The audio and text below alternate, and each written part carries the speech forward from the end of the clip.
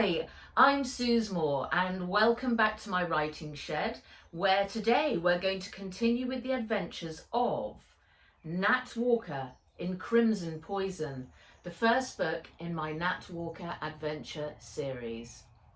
We left Nat and her best friend Wen yesterday in the jungles of Borneo, where they battled fierce pirates and also found Dr. Fred Fairlight. Meanwhile, back in Hong Kong, Nat's wicked Aunt Vera is busy getting hold of permanent guardianship of Nat. And so today we're starting chapter 37, Altan. "Ah, the witch," said Wen, when Henry's recording had finished playing. Tears streamed down Nat's cheeks. How could Aunt Vera and Uncle Fergal be so calculating? Fizz leaned his head against her shoulder at the sound of her sniffing. "We'll find a way to stop them," said Wen, offering her a tissue. "In a week," said Nat. "We don't even know how to find Jamuka." "Call from Henry," said Fizz. "Take it," said Nat. He opened his wings to reveal Henry in his bedroom. "I'm sorry, Nat," he said. "Mummy and Daddy are vile." Nat tried to smile. She wiped away her tears with the back of her hand. "We'd better find Jamuka fast and stop them," said Wen. Henry nodded. "Nut-Nut's still searching for Bojigans, but none of them come from the clan." "Keep looking, we are too," said Wen. "Where are you?" said Henry. "With Dr. Fairlight," said Nat. She angled Fizz to focus on Fred, who was reclining in her seat, fast asleep, snoring with her mouth wide open, exposing a row of higgledy-piggledy yellow teeth. "She looks scary," said Henry. "Mad as a hatter," said Nat, back on screen. "But she knows all about Tumen Vachia and Marbolic, and we've got her to agree to come to Mongolia." "Coo," said Henry. "But unless we find someone who knows where the clan is, we are stuck," said Wen. Henry leaned into camera. "I have to go. Mummy's calling," he whispered. "Bye." The screen went black. "We'd better see how the robots are getting on," said Nat. Fizz and Foo had contacted thousands of Borjigans, but with no luck. Wen was now fast asleep with Foo curled up on her lap. Foo's rabbit nose was still twitching as she continued her search. Nat peeked under the curtain. It was pitch black outside as the boat slid past the riverbank. Before long, they would be back in Kuching. How could they send Fred to Mongolia if she didn't even know how to find the clan? She rubbed her eyes. "Fizz, call Jamuka." "Out of range. Leave messages?" "No, show Borjigin list." He opened his wings. She must have tried over 100 times to reach Jamuka. What if he had been poisoned too? That was a question that ran through her head on a constant loop. The endless list appeared on screen of Borjigins. She started to scroll down it. A flashing advertisement at the side of the screen caught her attention. Taban Boarding School, a private educational institution in the heart of Ulaanbaatar, providing a home away from home for children of the steppe. If there weren't any schools in the mountains, perhaps the clan kids had to go to the city to learn. It was worth a try. Activate auto-translate and voice mask Fizz. Use old man voice modifier. His eyes flashed amber. Call Taban boarding school, voice only, no visual. Fears lowered his wings. Hello, Taban boarding school, answered a woman's voice. Hello, my name is Jamuka Borjigan. I'm calling from the Henty Mountains with an urgent message for all the students from our family in the region. There was a pause. One moment, please. Nat was put on hold. Her heartbeat quickened. She rehearsed what she should say next. The minutes ticked by. She wondered if she'd been forgotten when a boy's voice came on the line. Hello, I'm Altan Borjigan, son of Tabin.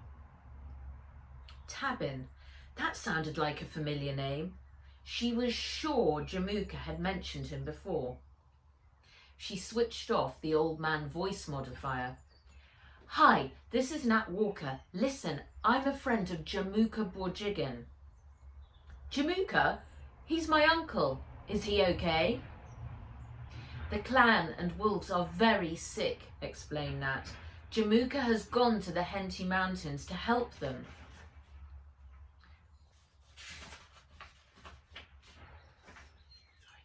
She shook when awake. What's up? Said Wen, bleary-eyed. Nat held her finger to her lips.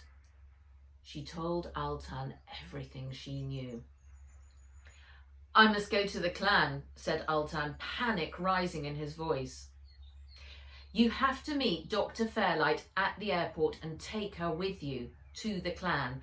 I'll book it now and call you right back. She ended the call. Not so fast, sang out Fred, leaning across the aisle. This expedition needs assistance, and that's you. She jabbed a finger at Nat and Wen. But we have to get back to Hong Kong, said Nat. Fred shook her head. That won't do at all. You're essential to the success of this mission. Besides, it's bad luck to change crew midstream. Yeah, that's impossible. My parents will lock me away for the rest of my life. I'll never shop again. I'll never see daylight, said Wen. Fred folded her arms across her chest.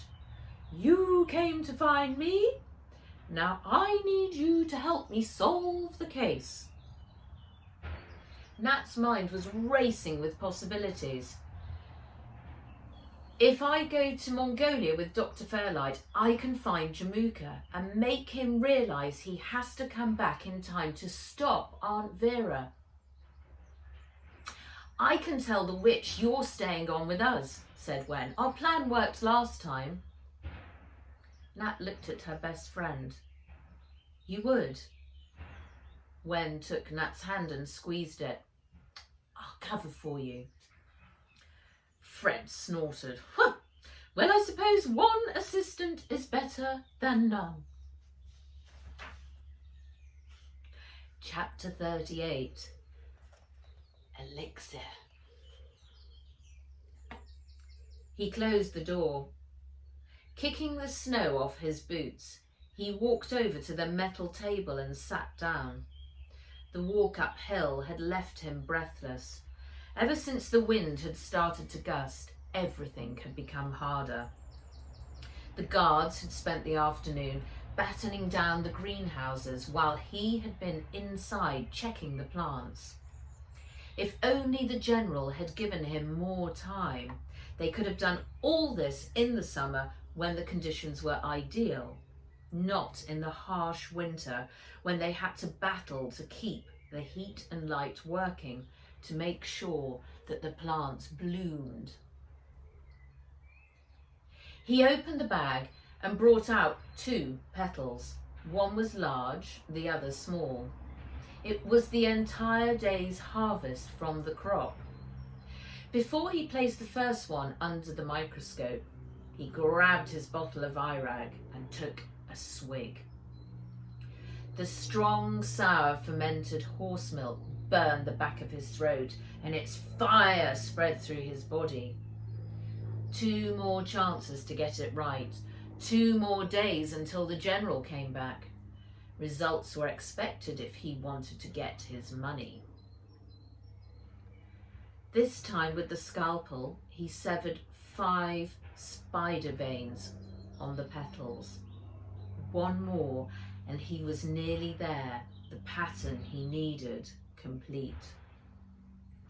Just as he was about to twist the blade around another vein, the door was flung open, letting in an icy blast of air. The blade slipped, tearing through the petal.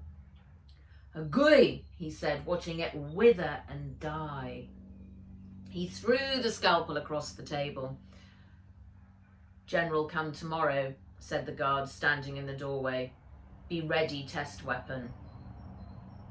Before he could reply, the guard slammed the door and disappeared. Tomorrow. He was meant to have another day.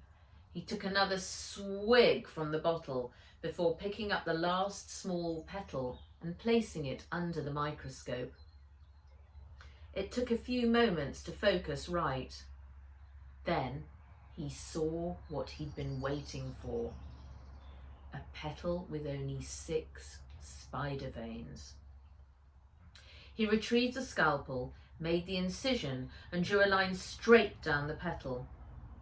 It split into two, and from the split oozed a deep red blood-like liquid. As he watched it spill across the glass slide, an evil, satisfied smile spread across his face.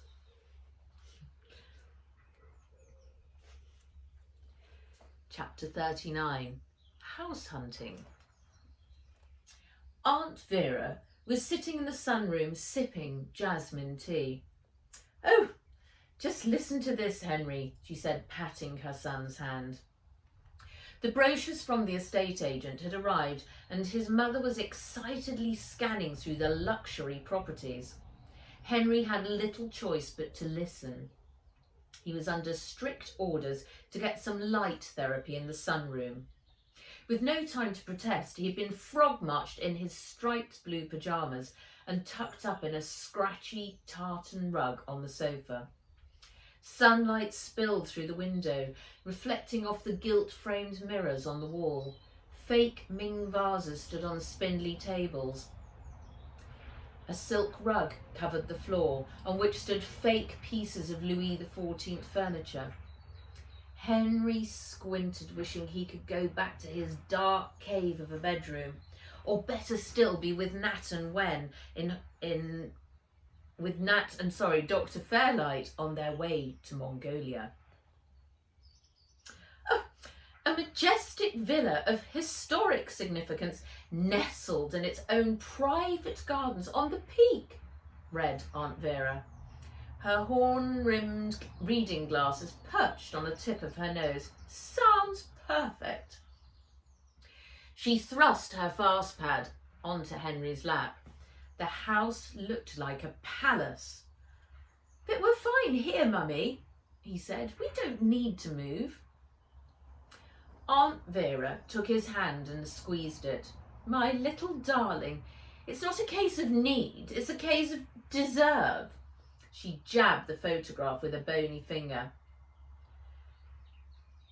"Incoming postcard from Dr. Tang for Mrs. Walker," announced Bennett, the virtual butler. Aunt Vera sprang to attention. "Open it." The shutters in the room automatically half lowered over the windows as the room's screen wall activated. Henry's heart started to race. This was it, the background image of the beach that he had spent hours perfecting appeared on screen. Nat and Wen were sitting side by side in matching spotty swimsuits, their faces hidden behind sunglasses as they held tall ice cream sundae glasses. "Hi, Aunt Vera. I just want you to know that I'm having the best time of my life here with Wen," said Nat, waving into camera. "We've been swimming and now we're having blueberry butterscotch banana ice cream sundaes." Henry smiled. His work looked good. Actually, not just good, amazing. I've been invited to stay for another week. I didn't think you'd mind, so I've said yes. Bye-bye, Aunt Vera. Send my love to Prissy. Hang on, said Aunt Vera as Nat's face faded from view. No, not so sure about that. Henry grabbed his mother's hand and put on his angelic face. But, Mummy, a week's not long, and it's so nice being here on our own. Aunt Vera ruffled his hair. Oh, my poor darling, is the brat so very hard to live with? Henry bit his tongue. He hated having to lie. Yes, Mummy, I much prefer it when it's just us, he said, clutching onto Nut-Nut's furry tail. Aunt Vera smiled. I like the way you think, Master Henry Walker. You are your mother's son. Let's get the house purchase underway before she returns.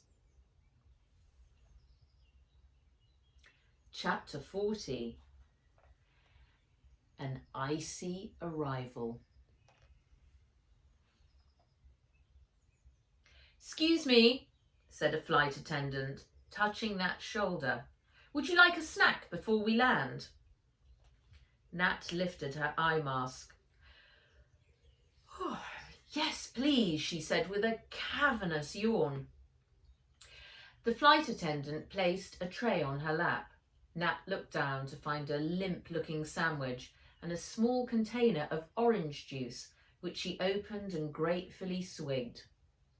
Lifting the top slice of bread revealed a piece of really hard yellow cheese. Yuck!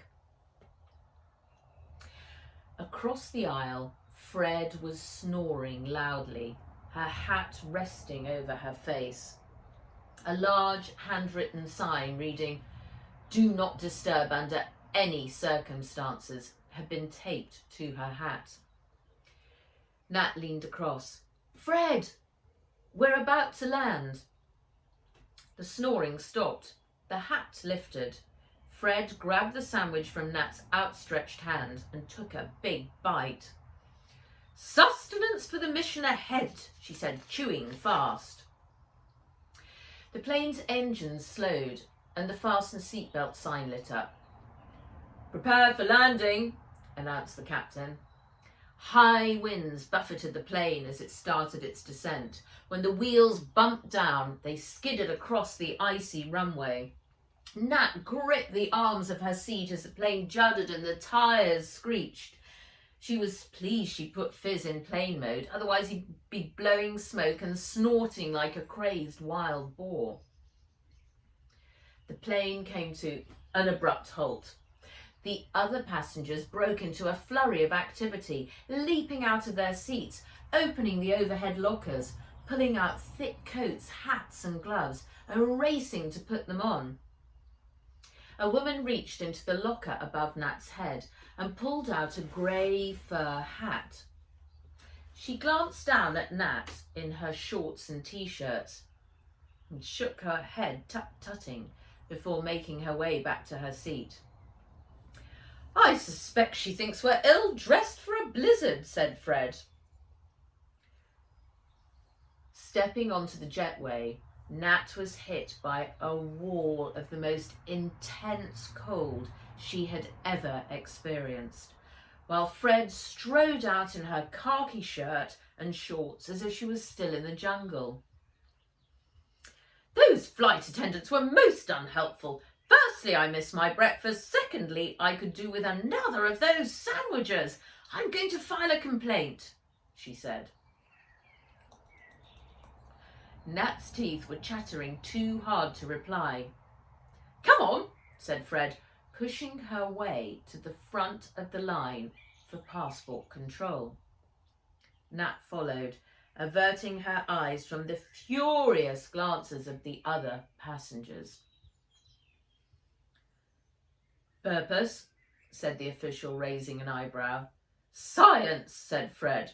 We are here on an expedition of the utmost importance. I am Dr. Fairlight, PPDD, honorary member of the Royal Society of Botanists, and this is my trusted assistant, Miss Natalie Walker. She thrust the passports under his nose. The official examined the passports, the stamps, and the visas. Welcome to Mongolia. I hope you will find warmer clothes for your expedition, he said with a smile. They hauled Fred's crates off a creaky old luggage belt onto a rusty trolley and exited into the arrivals area. Nat looked at the sea of faces.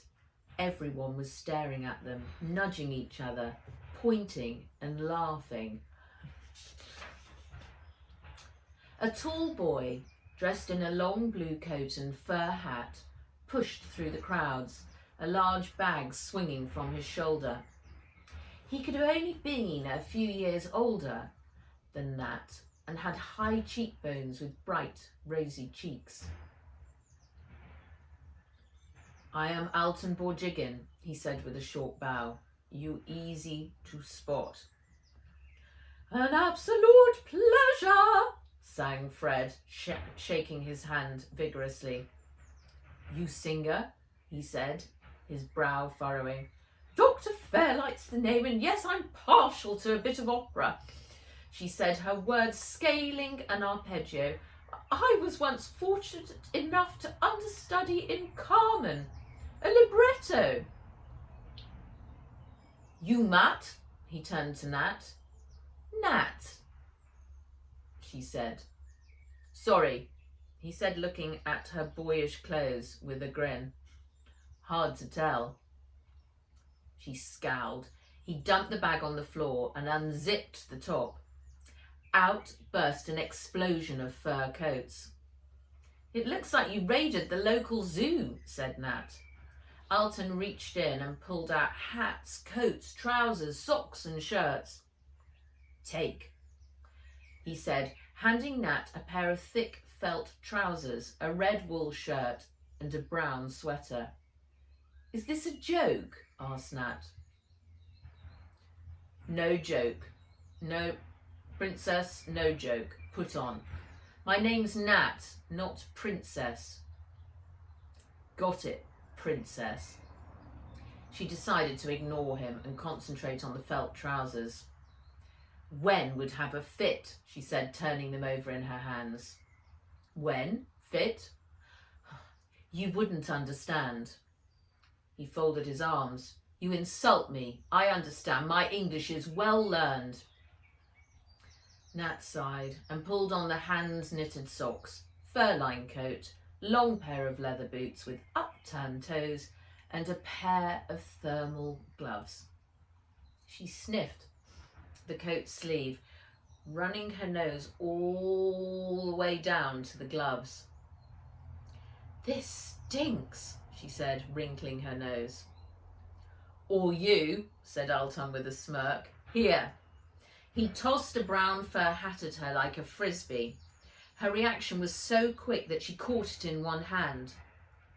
A momentary flash of surprise crossed his face. She pulled it down over her ears. She wanted to stick out her tongue at him, but she was too old for that now. Chapter 41. Concern. I'm most concerned that Nat has still not heard from Jamuka, said Dr. Tang over breakfast with Wen. Wen ran her fingers through her newly pink-coloured hair. She got more to worry about than that, but she wasn't about to tell her mum the truth. Me too, she said. Dr. Tang poured a large cup of coffee from the gold pot that sat on their marble kitchen table. I sent another message to the Mongolian authorities again late last night, voicing my concern, but they've come back to me with the same response. We have to verify the location before they will begin an investigation. It is most frustrating. Wen nodded. Tell me again, what kind of search did you say you were doing while you were staying with her? Well, we tried looking for ball jigging contact details in the Henty Mountains, and when that was hopeless, we tried the Ulaanbaatar region. But there are thousands and thousands of ball jiggins, Mum. Dr. Tang took a sip of coffee, deep in thought. The longer he is out of contact, the more chance there is. Wen waited for her mum to complete her sentence. She'd already guessed what she was about to say. Wen and Nat had already talked about the possibility of it, but the thought that her practical scientific mum was about to voice, that possibility made her blood run cold. More chance of what, Mum? Dr. Tang looked up, her brow furrowed. That perhaps Jamuka has been poisoned too. The end of chapter 41. Thank you so much for joining me again today.